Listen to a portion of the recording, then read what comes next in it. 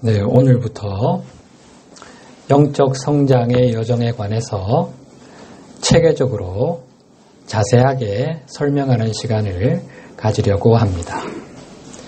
영적 성장의 길은 나의 마음, 정신, 육체와 삶에 대한 잃어버린 통제권을 회복하여 삶의 희생자에서 삶의 주관자로 다시 태어나는 과정이라고 할 수 있습니다.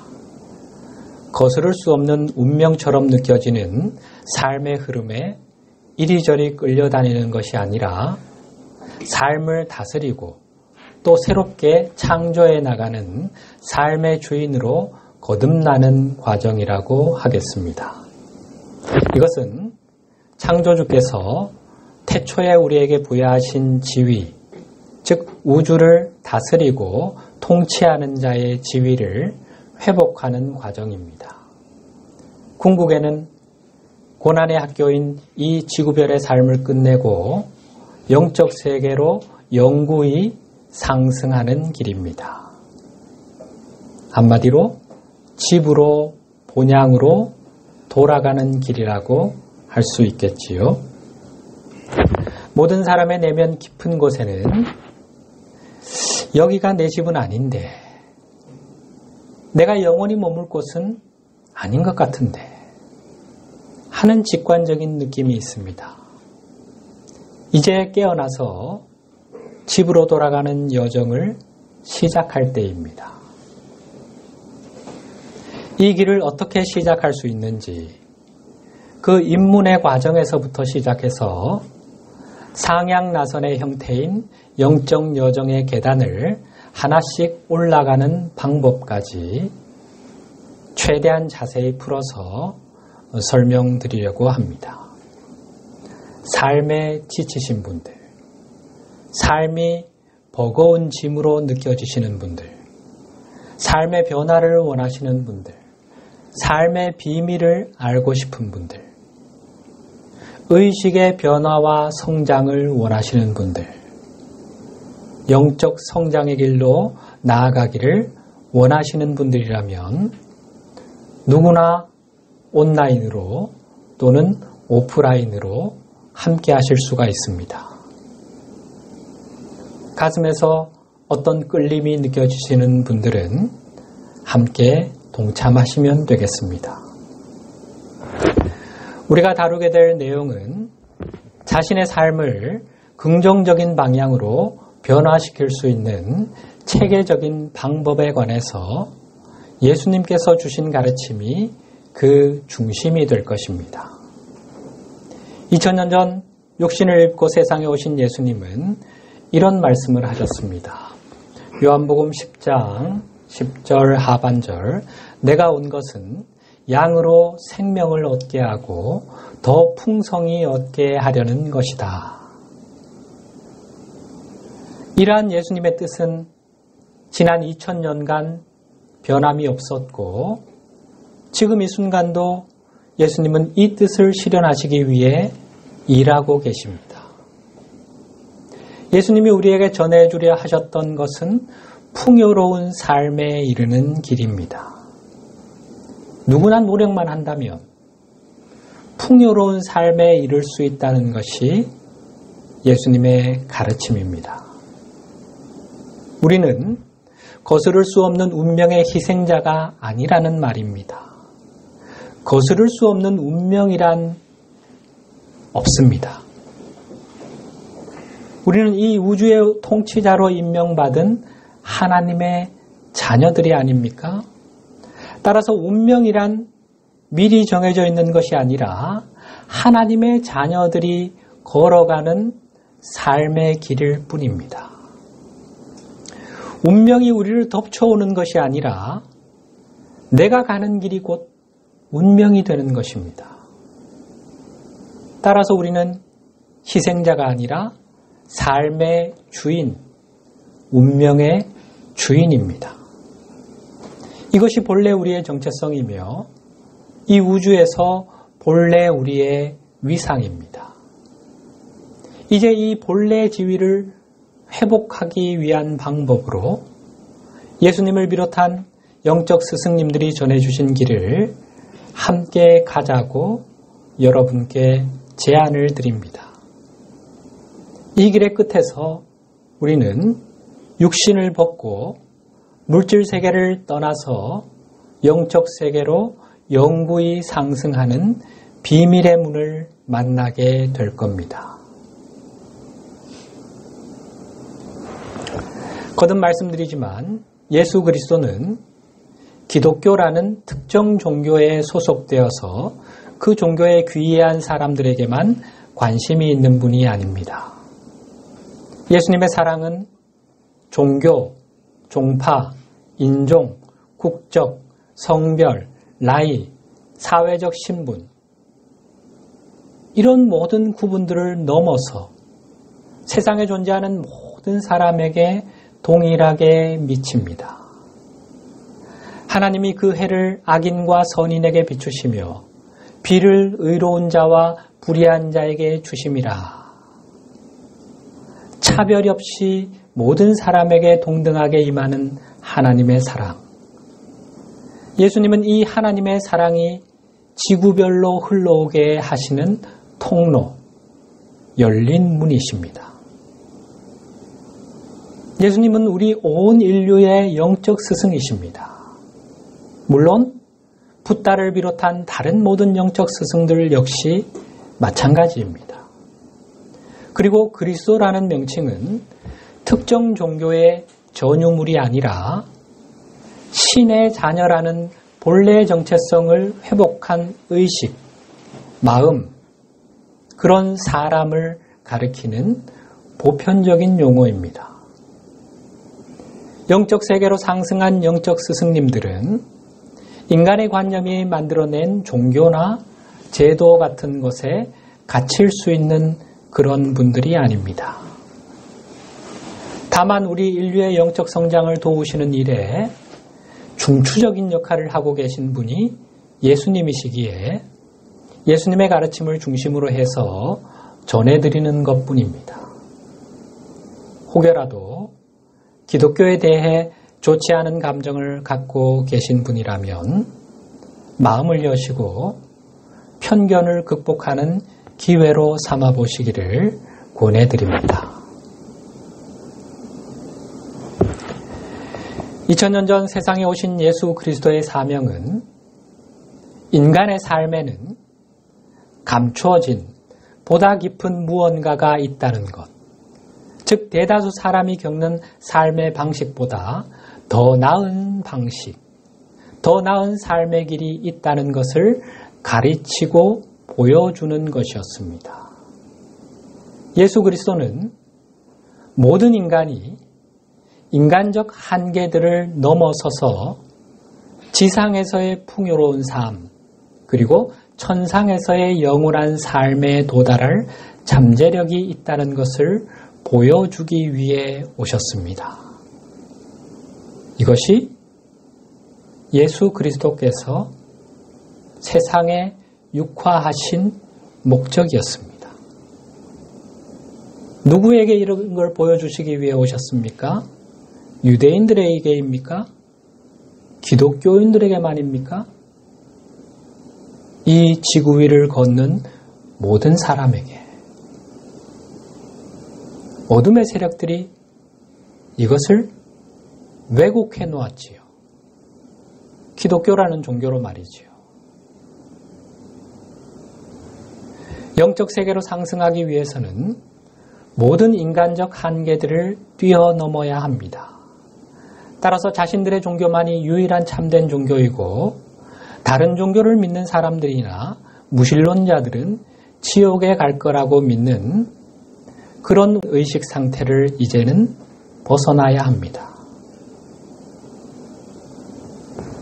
예수님은 인류의 영적 스승으로 봉사하는 영적 존재들로 이루어진 그룹의 한 멤버이십니다. 승천한 스승님들의 그룹이지요.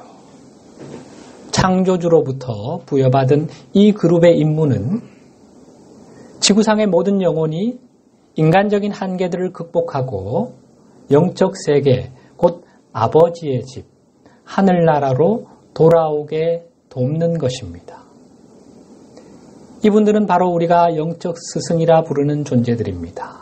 이 영적 존재들의 그룹, 영적 스승님들은 지난 수천 년간 우리 인류의 의식을 끌어올리고 우리가 왜 아직도 이 물질 세계에 머물러 있는지를 이해할 수 있는 가르침을 주시기 위해 노력해 왔습니다. 이런 노력의 일환으로 삶의 영적인 측면에 관한 가르침과 의식을 높이는 방법에 관한 많은 가르침을 전해 주신 것입니다. 이런 가르침들 중 어떤 것은 후에 종교가 된 것도 있지요. 그리고 그 중 일부는 하나의 종교만이 유일한 참된 종교이며 구원으로 가는 유일한 길이라는 믿음에 의해 지배당하게 된 것입니다. 참된 종교란, 우리 화면으로 한번 보시면서, 참된 종교란 그 종교를 따르는 사람들에게 인간의 관념이 만들어낸 한계들을 넘어서서 고등한 의식에 도달할 수 있게 해주는 종교라고 할 수 있습니다. 자, 인간의 관념이 뭘까요? 인간의 관념이란 인간의 제한된 의식, 곧 분리의식, 이원성 의식에서 생겨나는 생각들입니다. 이런 관념이 만들어내는 한계들이란 그릇된 정체감, 왜곡된 신념 같은 것을 말합니다. 이런 한계들을 뛰어넘는 의식, 높은 수준의 의식, 고등한 의식이란 하나됨의 의식, 그리스도 의식을 말합니다. 따라서 참된 종교란 그 종교를 따르는 사람들로 하여금 분리의식이 만들어낸 그릇된 정체감과 왜곡된 신념을 극복하고 그리스도 의식에 도달할 수 있게 해주는 종교, 이렇게 정의할 수 있습니다. 그리스도 의식은 소수의 특별한 사람만이 도달할 수 있는 그런 것이 아니라 누구나 도달할 수 있는 보편적인 것입니다. 그리고 이 의식에 도달하기 위해서는 하나님이 정해놓으신 법칙들, 영적인 법칙들, 우주의 이치들에 의해 인도되는 길을 따라가야 합니다. 과학이 성취한 위대한 업적 중 하나는 자연 법칙들을 발견한 것이지요. 대표적인 예로 중력을 들어보십시다. 중력은 종교나 인종, 국적, 성별 등과 같은 외적 조건에 관계없이 모든 사람의 신체에 동일하게 작용하지요. 자연 법칙은 사람을 차별하지 않습니다. 마찬가지로 인간의 영적 성장을 견인하는 일련의 법칙들이 존재합니다. 하나님의 법, 우주의 운행을 규율하는 법칙, 영적 세계의 법칙들. 이제 우리가 이런 법칙들을 하나씩 배워갈 텐데 이런 법칙들 역시 특정 종교의 신도라든가 사회적 신분, 성별 등과 같은 외적 조건에 따라 다르게 작용하는 것이 아닙니다. 교회 다녀야 구원받는다? 참 그런 관념에 갇혀 있는 사람들 아직도 너무나 많다는 게 참 안타까운 현실이죠. 중력이 기독교인에만 작용하는 것이 아니듯이 우리를 하늘나라로 영적 세계로 인도하는 영적인 법칙들 역시 마찬가지라는 겁니다. 성경을 한번 보면서 다시 한번 이 보편성을 확인해 보십시다. 로마서 10장 12절 쉬운 성경 버전으로 유대인이나 그리스인이나 차별이 없습니다. 동일한 주님께서 모든 사람의 주님이 되시며 그를 부르는 모든 사람에게 풍성한 복을 주십니다. 그리고 오늘 본문 골로새서 3장 11절 거기에는 헬라인이나 유대인이나 할레파나 무할레파나 야만인이나 스구디아인이나 종이나 자유인이나 차별이 있을 수 없나니 오직 그리스도는 만유시요 만유 안에 계시니라. 차별이 없다. 주님은 모든 사람의 주님이 되시며 그를 부르는 모든 사람에게 풍성한 복을 주신다. 그리스도는 만유, 즉 우주에 존재하는 모든 것이며 그 모든 것 안에 계신다. 우리가 하나님이라 부르는 창조주와 그 창조주의 법, 그리고 그리스도 의식은 사람을 차별하지 않습니다. 구원의 길은 보편적인 것이라면 왜 누구는 구원을 얻고 누구는 구원을 얻지 못하는 것일까요? 제자들이 예수님께 세상의 마지막 때에 관해서 묻자 예수님이 이런 말씀을 하십니다. 마태복음 24장 40절에서 41절. 그때 두 사람이 밭에 있음에 한 사람은 데려가고 한 사람은 버려둠을 당할 것이요. 두 여자가 맷돌질을 하고 있음에 한 사람은 데려가고 한 사람은 버려둠을 당할 것이니라. 우리는 예수님의 이 말씀에서 중요한 물음 하나를 발견하게 됩니다. 하나님의 법은 만인에게 평등하다고 했는데 하나님의 사랑, 은총은 세상 모든 사람에게 동일하게 임하는 것이라 했는데 본문에 등장하는 두 영혼의 명운이 극명하게 갈리고 있지요. 두 사람이 밭에 있는데 한 사람은 데려가고 한 사람은 버려둠을 당할 것이다. 어디로 데려가고 어디로 버려진다는 것입니까? 예수님이 우리를 데려가시는 곳, 두말할 필요도 없이 당신이 머물고 계시는 곳, 하늘나라지요. 영적인 세계입니다. 이 물질계 너머의 세계, 아버지의 집, 천국, 피안을 말합니다. 버려둠을 당한다는 것은 그 아버지의 집이 아닌 곳, 하나님 나라 바깥에 있는 곳, 영적 세계가 아닌 물질 우주의 내층 중 한 곳을 떠돌게 된다는 것입니다. 감정층의 맨 아래쪽에는 우리가 지옥이라고 여기는 아스트랄계도 있지요. 정체성 층에서부터 시작해서 이 물질층까지 네 층을 떠돌게 된다. 그것을 바깥 어두운 데 버려진다라고 표현하는 것입니다. 그러면 데려감을 당할 것인가 아니면 버려둠을 당할 것인가를 가르는 것, 즉 영혼의 명운을 좌우하는 결정적인 요인이 뭘까요? 그것은 바로 변화하려는 의지입니다. 모든 인간적인 한계들, 그릇된 정체감과 왜곡된 신념들을 극복하여 의식의 변화를 이루겠다는 의지. 의식의 변화는 곧 영적 성장을 의미하지요. 따라서 그것은 곧 내가 영적으로 성장하겠다는 의지입니다. 이것이 우리를 영적 성장의 길에 입문하게 하고 또 그 길을 완주하게 해주는 결정적인 요소입니다. 변화의 의지가 우리 영혼의 명운을 가르는 이유는 바로 자유의지의 법칙 때문입니다.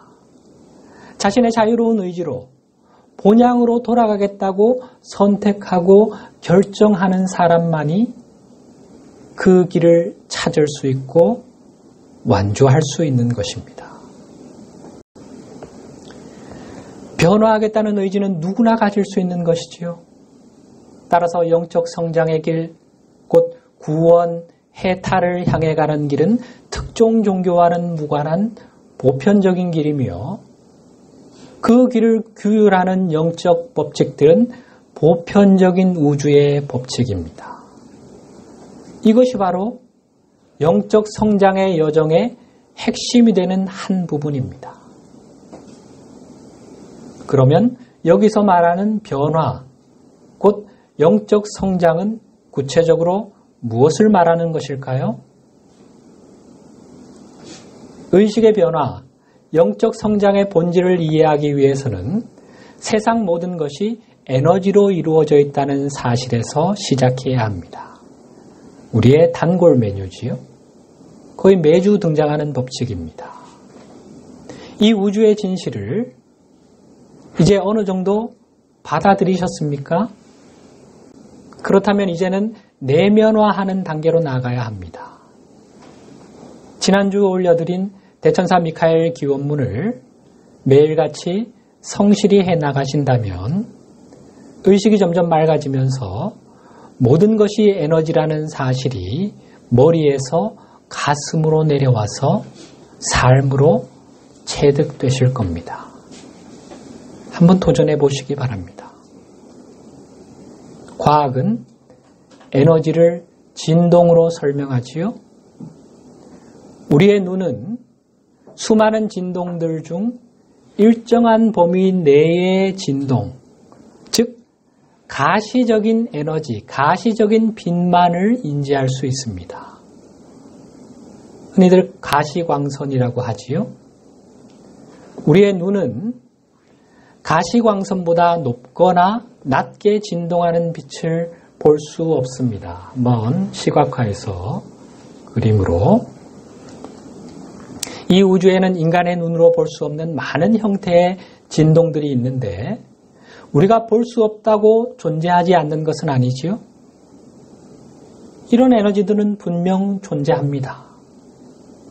물질 우주는 일정한 주파수 범위 내에서 진동하는 에너지로 만들어져 있습니다. 그리고 그런 범위를 벗어난 진동들, 즉 그보다 높은 주파수로 진동하는 수많은 형태의 에너지들이 있습니다. 이런 형태의 에너지들은 인간의 감각이나 현재의 과학 장비로는 포착이 되지 않습니다. 그래서 과학자를 비롯한 많은 사람들이 물질 우주 밖에는 아무것도 없다고 믿는 것입니다. 현대과학은 이미 물질 우주 내에 있는 것보다 더 높은 주파수로 진동하는 에너지를 어느 정도 발견해냈습니다. 그러나 과학자들은 이런 발견이 의미하는 바를 이해하지 못하고 있습니다. 이러한 발견은 물질 우주 너머에 다른 세계가 존재한다는 것을 의미합니다. 그 다른 세계가 바로 동서고금의 영적 가르침들에서 천국, 피안, 영적 세계라고 부르는 곳입니다. 창조주 하나님은 이 물질 우주를 창조하신 후 무수한 영적 존재들을 창조하셨습니다. 영적 존재란 자기 인식 능력과 자유의지와 창조력을 지닌 높은 수준의 의식을 소유한 존재들입니다. 이런 존재들 가운데 일부는 이 물질 우주로 내려오기로 선택했습니다. 이들 중 어떤 이들은 이 물질계의 삶을 충분히 경험한 후 다시 자신들의 본향인 영적 세계로 상승했습니다. 그러나 그 중 일부는 영적 세계로 상승하지 못하고 물질계에 남아서 영적 세계와의 연결이 끊어지는 상황에 처하게 되었습니다. 물질계에 갇혀버린 것입니다. 그로 인해서 윤회가 생겨난 것입니다. 윤회의 고리를 벗어나지 못하고 있는 거죠. 어떻게 해서 이런 일이 일어나게 되었는지에 관해서는 앞의 강론들에서 자세히 설명을 드렸지요. 이들은 자신들의 자유의지로 하나됨의 의식인 그리스도 의식 대신 낮은 의식인 이원성 의식, 분리의식을 선택하기로 결정했고 그 결과 영적 세계를 인식할 수 있는 능력을 상실하게 되었습니다. 이들은 물질계가 전부라 믿기 시작했고 결국 자신들의 영적인 기원을 망각하게 된 것입니다. 그리고 이들은 자신들을 그저 동물의 한 종류로, 영장류의 하나로 인식하게 되었습니다. 창조주의 위대한 의식을 물려받은 하나님의 자녀들, 신의 아들, 딸들이 자신들을 원숭이의 후손으로 또는 죽을 수밖에 없는 유한한 존재로 인식하게 된 것입니다.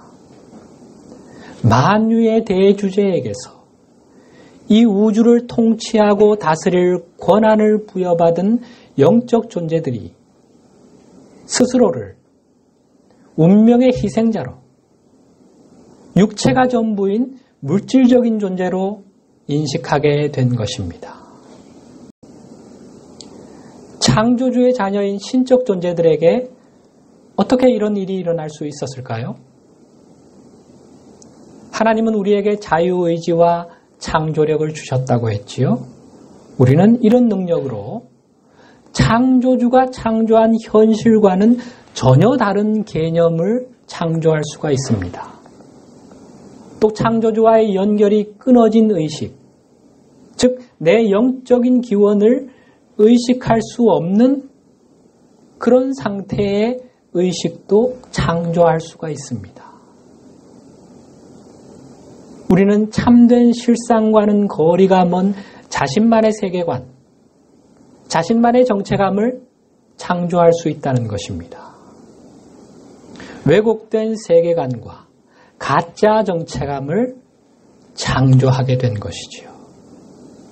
그리고 그에 따라 우리 자신과 우리가 사는 이 물질계가 우리 존재의 근원이신 하나님과 영적 세계와 분리되어 있다는 환영을 창조할 수 있습니다. 그러나 이 환영은 오직 우리의 마음 속에만 존재하는 것으로 실제가 아닙니다. 하나님과 내가 분리되어 있다는 환영, 영적 세계와 물질계가 분리되어 있다는 이 환영, 내 마음 속에만 존재하는 이 환영 속에 갇혀있는 의식이 바로 분리의식, 이원성 의식입니다.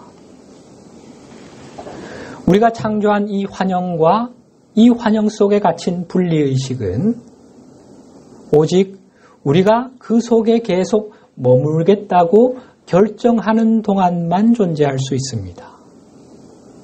나를 사로잡고 있는 이 의식이 분리의식이라는 사실, 그리고 이 저급한 의식을 통해 인식되는 세계가 환영이라는 사실을 깨닫고 거기서 벗어나기로 결정하면 그때부터 환영과 분리의식은 붕괴되기 시작하는 것입니다.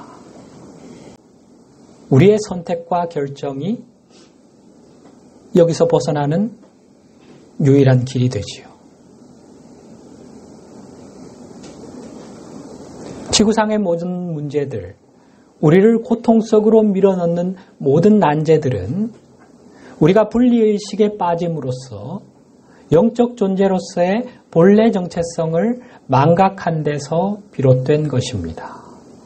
우리는 하나됨의 의식인 그리스도 의식과는 거리가 먼 낮은 의식 상태로 추락했고, 이 저급한 의식을 통해 지구별에서 볼 수 있는 온갖 불행과 고난들을 창조한 것입니다. 이런 불행과 고난들을 제거하는 길, 이 암울한 상황을 벗어날 수 있는 유일한 길은 우리가 이런 상황을 창조하고 유지하는 것을 멈추겠다고 결정하는 것입니다. 역시 우리의 결정과 선택이죠. 그러기 위해서는 우리가 물질적인 유한한 존재이며 죽을 수밖에 없는 운명의 소유자라는 환영, 이 그릇된 정체감을 극복해야만 합니다. 그리고 우리가 영적 존재라는 사실, 신의 아들, 딸들이라는 본래 정체성을 회복하고 받아들일 수 있어야 합니다. 영적 성장의 여정에서 핵심이 되는 것은 우리가 불행과 고통, 고난을 야기하는 그런 의식 상태에서 벗어날 수 있다는 것입니다. 예수님께서 세상에 오신 이유 중 하나가 바로 우리에게 이것을 시범 보여주시기 위함이었습니다. 예수님은 우리 인류에게 우리가 현재의 의식보다 보다 높은 의식 상태로 나아갈 수 있는 체계적인 길을 보여주시기 위해 성육신하셨던 것입니다.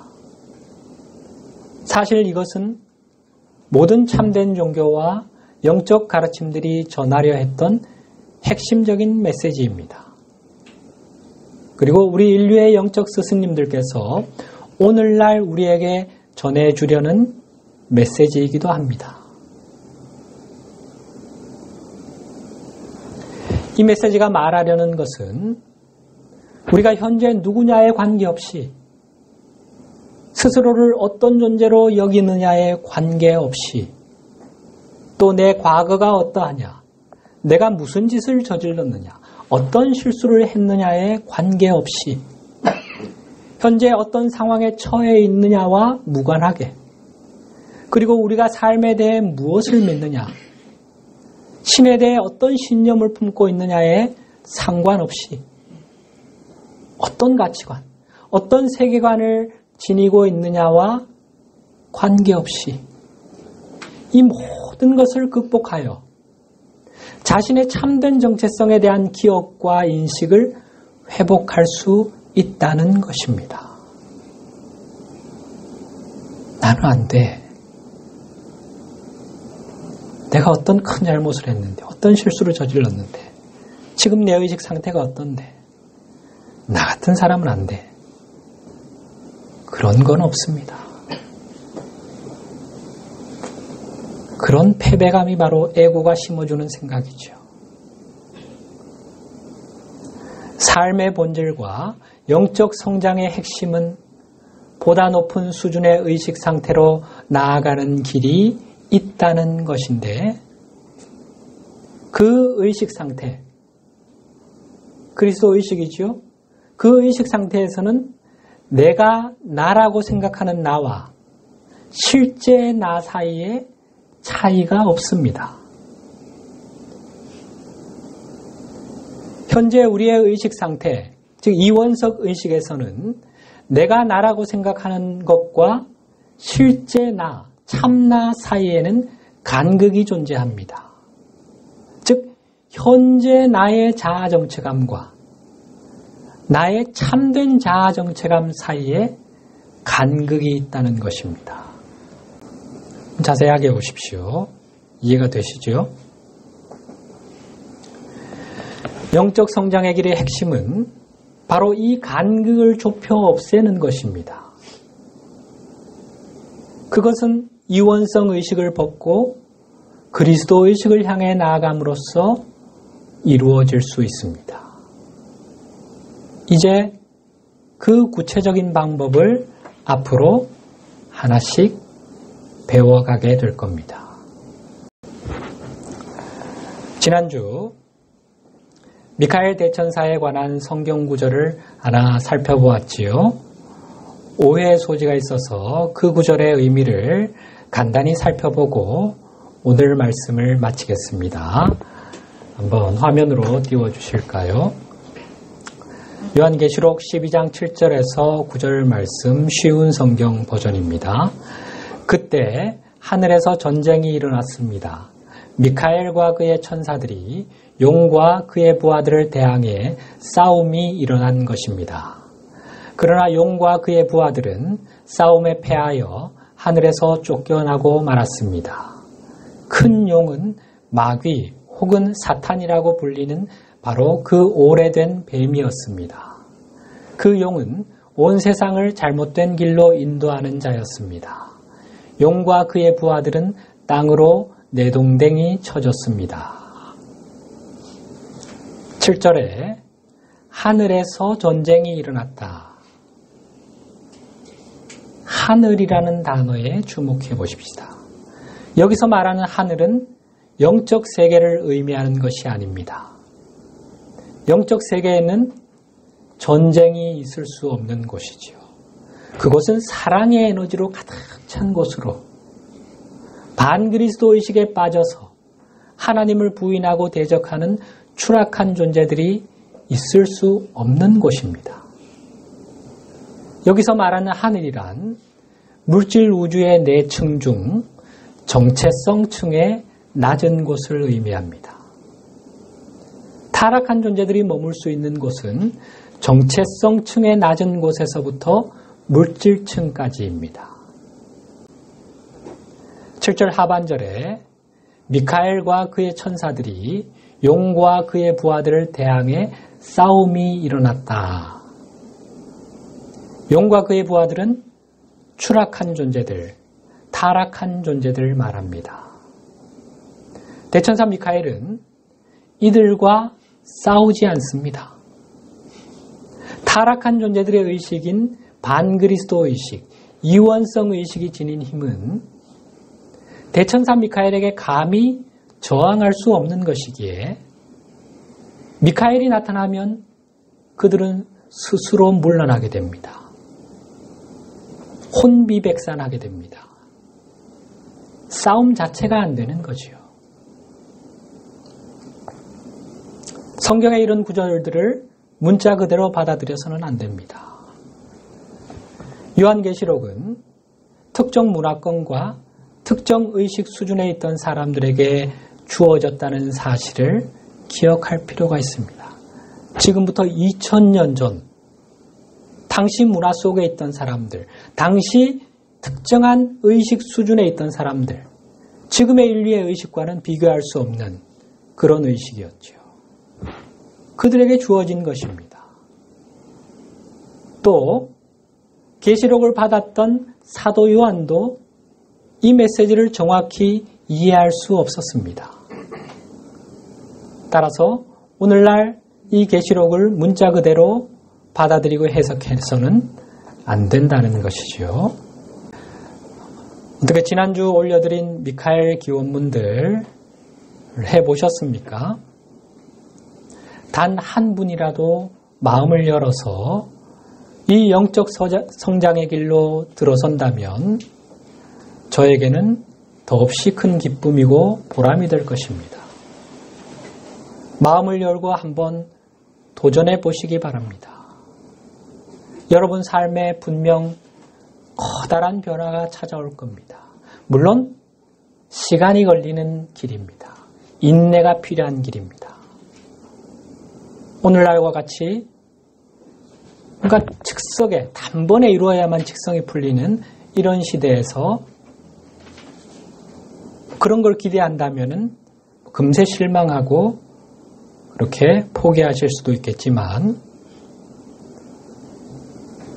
우리가 지금껏 살아온 세월에 비해서 단 몇 년 안에 그리고 이번 생 안에 내 의식을 정말 획기적으로 변화시킬 수 있고 삶의 주인으로 거듭날 수 있는 길이라고 생각한다면 못할 게 뭐가 있습니까?